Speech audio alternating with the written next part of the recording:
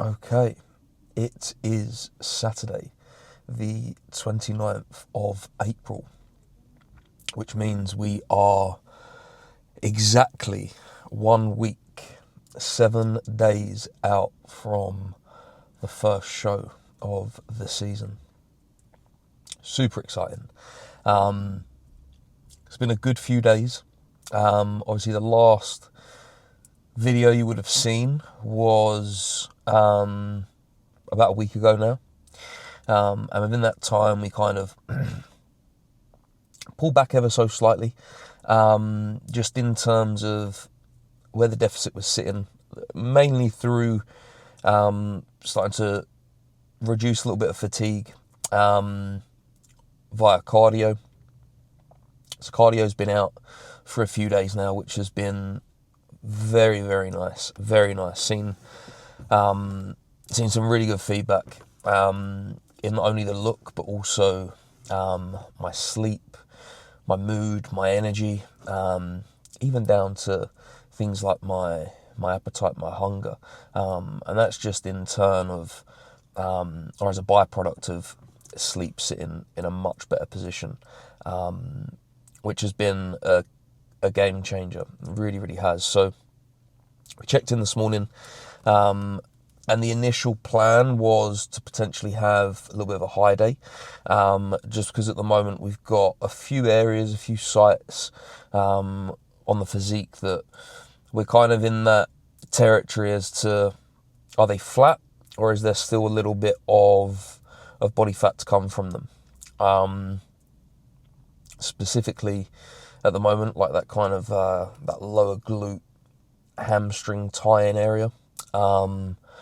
Skin folds there. For me, making the call with Dan, obviously, but I'm pretty confident that is fat and not flat. So decided today to leave the high day and actually do a bit of a 180 on it. So we're going to spend the next few days having a little bit more of a dig and some adjustments towards setups, RE supplementation, just to drive down E2 a little bit more, which is going to bring about a slight visual taper to things.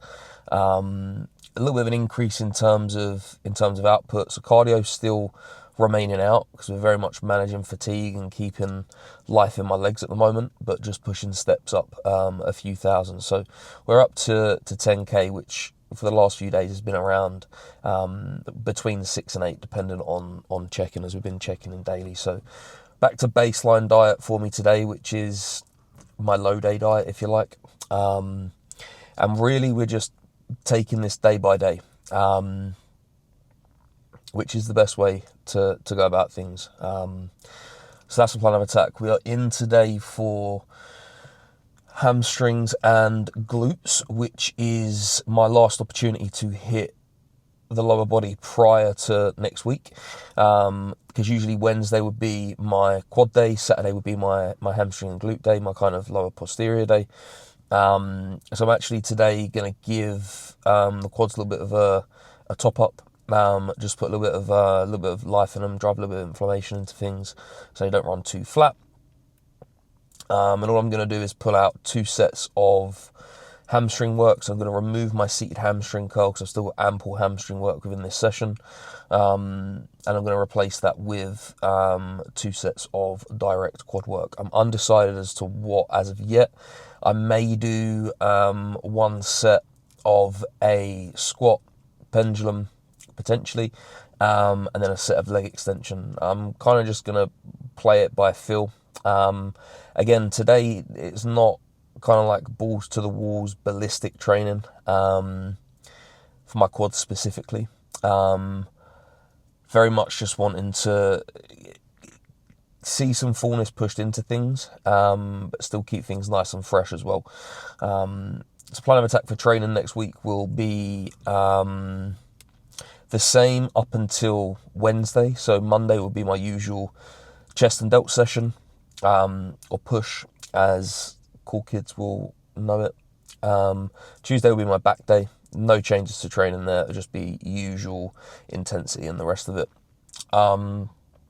Wednesday off, and then Thursday will be like an upper body all over session. And my last session prior to the show on Saturday, so Friday rest day. Give the body a little bit of chance to freshen up, and then we'll be on stage on Saturday, I assume early doors. So that's where we're at. We're ready to get after it. Feeling good, feeling positive, morale's high. We're excited. The sun is shining in full force today, which game changer. So I'm gonna do my best to record some of this this session as well. So let's get after it. Okay.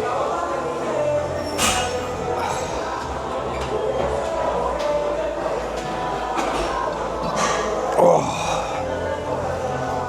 We are on movement 1, the seated adductor, the adductor machine, seated adductor. 2 sets here. Really just using this first movement in, so I've had a few warm-up sets.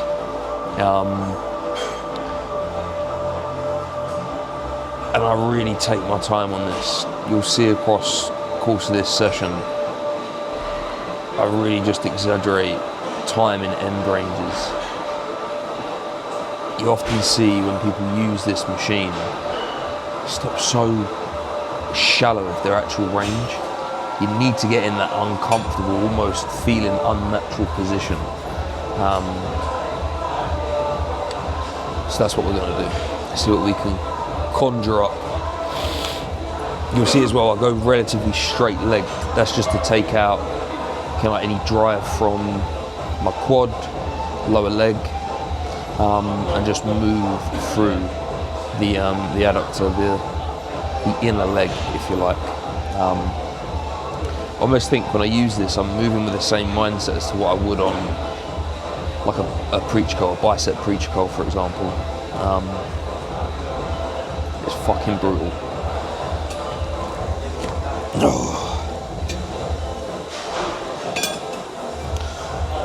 Pull your trousers up. If you're wearing your bottoms, pull them up, because we want that range. Not restricted. Start wide.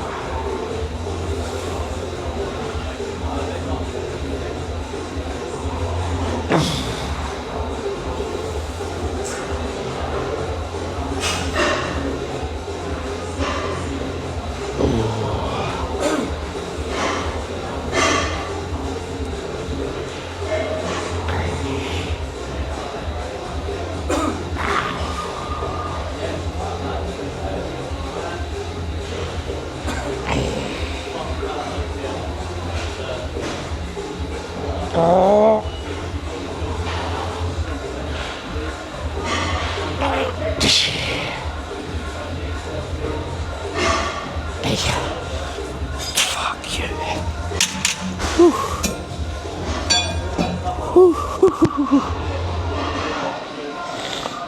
Oh. Shit.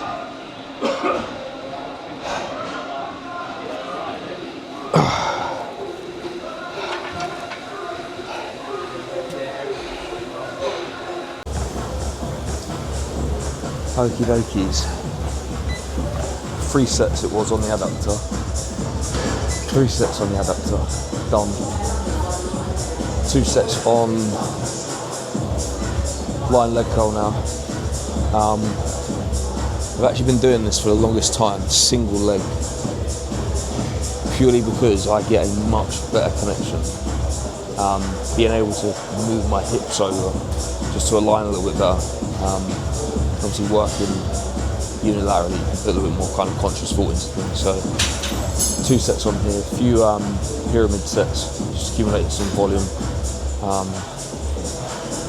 You'll see when I move from these reps at the bottom, move slowly.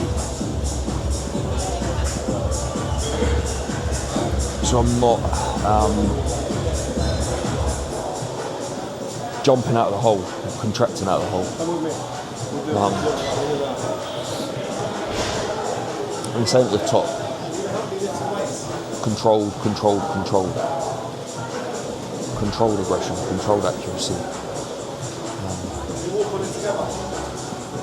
You can sit next to me. Yeah. Let's go.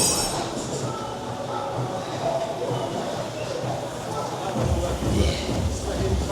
Oh. Start with the leg straight. Oh, start right leg. Move my hip over ever so slightly so I'm kind of off-centered over towards this right leg. And I'm thinking, when I come down into that stretch, I'm thinking of extending the knee, not just dropping my legs down here. Hips stay drilled on, front of quad stays drilled on pad. Can't just get a bit of a biting point into stretch, extend knee, controlled. Bang.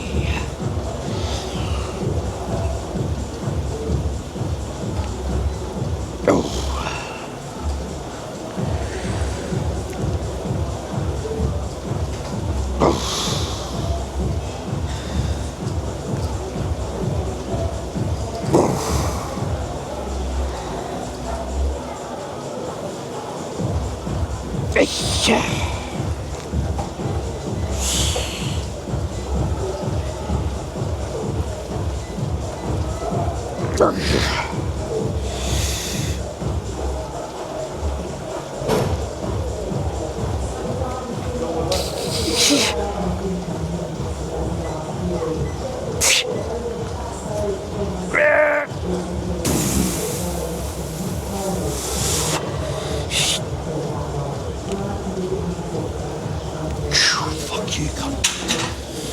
Oh. Whew. Fuck.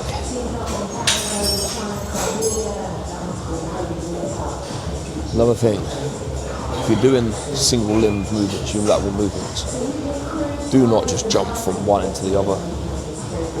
Treat it as though it is a standalone set, then rest. You know, there's no way you'd being able to go from that right leg into this left leg being able to give the exact same. If you're doing that, I'd be questioning your intensity. Or you're walking around with one limb bigger than the other. Wouldn't surprise me. Whew. Give it a minute. Then we do our left leg. Let's go.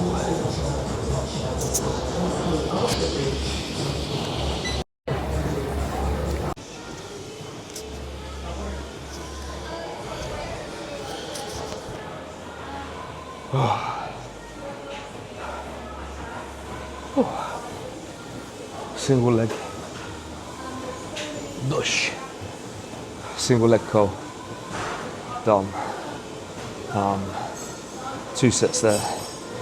Crazy pump. Connection is almost like debilitating. Huge fan of single leg on that, honestly. It's humbling as well. People don't like it because it means you're not moving anywhere near the load that you could. Especially when you move how I move. No shotgun reps. I'm not a huge fan of moving explosively. I'm not, because I think you lose tension that way. It's time and a place for it, yeah. But if I'm moving explosively and that displaces the tension, what I can feel built up in a muscle, within fibers and the rest of it, I'm not going to do it. So yeah. But this session for me has been, my training split hasn't changed over the course of the last probably over 12 months. And this has been a favoured session of mine for a number of reasons. This is a hamstring and glute dominant session, right? 2023, not necessarily judges' feedback, but what I could see, what we could see, was a bit of disparity in terms of that kind of density, that maturity, which is partly time, but also just development in the posterior. So the posterior chain in total, but specifically the kind of glute, hamstring, adductor area, from the front and the back. So this session's had a bit of like an emotional tie investment towards. And listen, when you are a competitive bodybuilder, you don't care what you're training. If you know that what you're doing within that session is seeing you make the improvements that you need in order to be competitive, that is the enjoyment. At least that's what it is for me anyway. So a thoroughly enjoyable session. And you see it so often, like a lot of guys will have massively underdeveloped glutes, hollow legs from the front. So yeah, definitely has done the job. The Keown session, Keown Pearson, the prodigy, posterior dreams, fucking hell. But yeah, we'll see in a week's time when we're on stage what the difference is. I'm confident there'll be some. But for now we've got hamstring glute biased hip extension on the booty builder. Glorious. Let's go.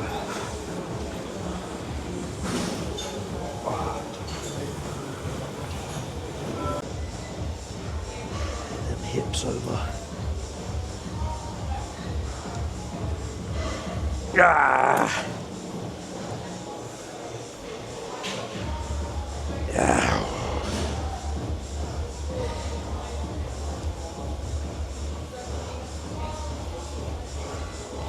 Oh. Yeah.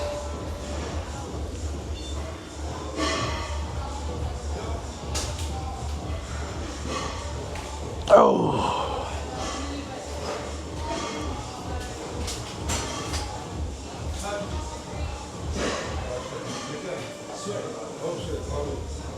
Oh. Oh.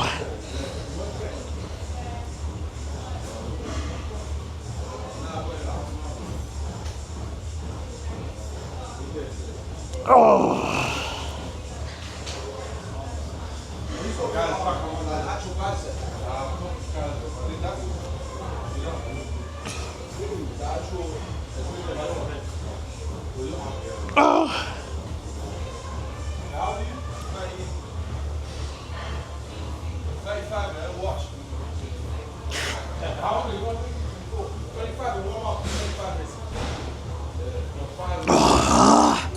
Fuck yes. Oh. Whew. There is literally not a second there where nothing is through my hand. Such an underrated movement. It just really takes like real thought about how you're moving on it. Almost as if when you come down into that eccentric, I'm trying to really think about lengthening my hamstrings, pushing my hips away from me, not just dropping down, trying to elongate the hamstring, back of the leg, keep that, and then hinge down, keep that tension, keep that biting point through hamstring. Slight pulls at the bottom, turn everything on, adductors, hamstrings, a little bit of glute. If you're getting lower back on this, you're using your erectors, but you're moving either too much load or you're moving through a range that you shouldn't, so you're massively hyperextending, coming into that really flexed position at the bottom, rounding through the spine. So take your time. 10 out of 10. 10 out of 10.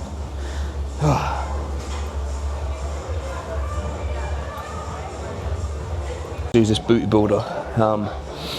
For the last few weeks, been using the booty builder purely for the fact that I haven't got a fuck about loading plates on and unloading plates, which is just a blessing. And this is a really nice bit of kit as well. So we've got 2 sets here. God.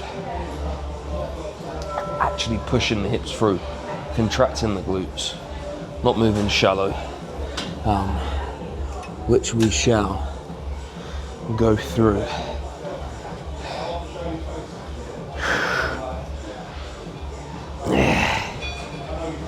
Let's get it. Oh shit.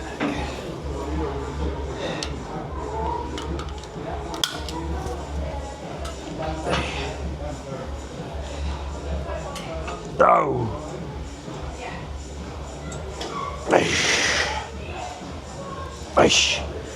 Oh fuck.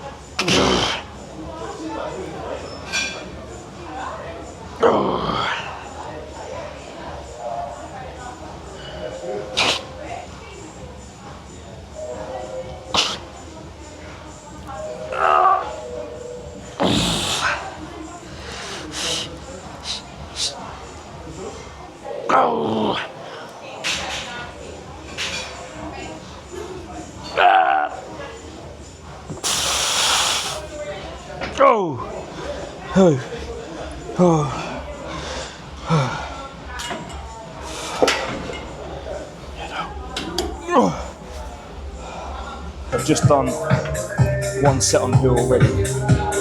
Hammer strength, MTS, single leg extension. Quads are fucking blown.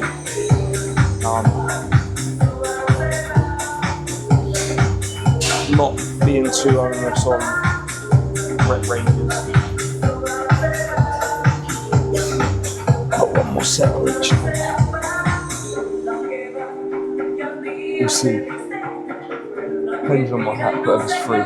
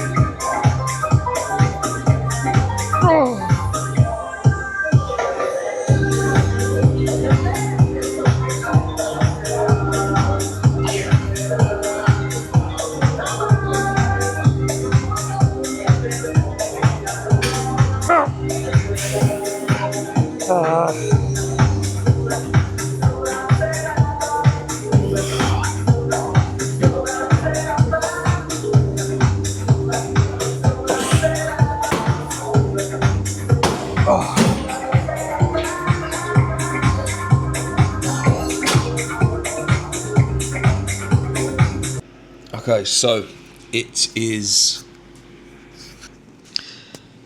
the day after. We had some technical difficulties yesterday. The mic died, and then shortly after, so did the camera. We didn't plan it strategically well. So I think we got up to leg extension, then on one set on pendulum, 2 sets on the abductor, and then that was the session done.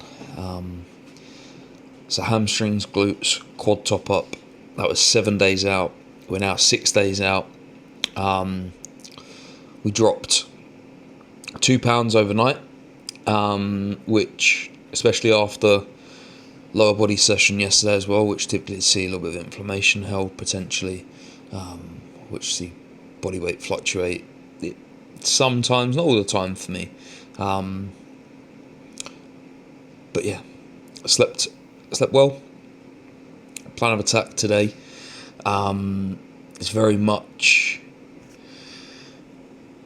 to relax, to chill, to still no cardio, which will likely be the case. There won't be any cardio going in this week coming now, be it into the week of peak. Just very much trying to drop stress, manage fatigue as best as possible, the cortisol flush of such. So steps around 8k, pose a few times throughout the day, but not even doing my abs and calf work this morning. Not even going to the gym today at all. Very much freshening up, wanting to keep as low stress as possible, manage, like I said, fatigue. I want to make sure that I'm feeling as fit, as healthy, as fresh as I can be going into next week. At the minute, I feel a little bit sinusy, a little bit bunged up.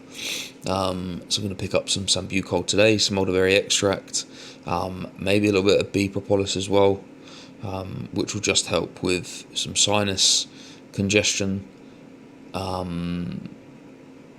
be it antibacterial, antimicrobial, and yeah, we'll see where we're at. So that is video 2, 7 days out, last lower session done. We go again. Let's get it.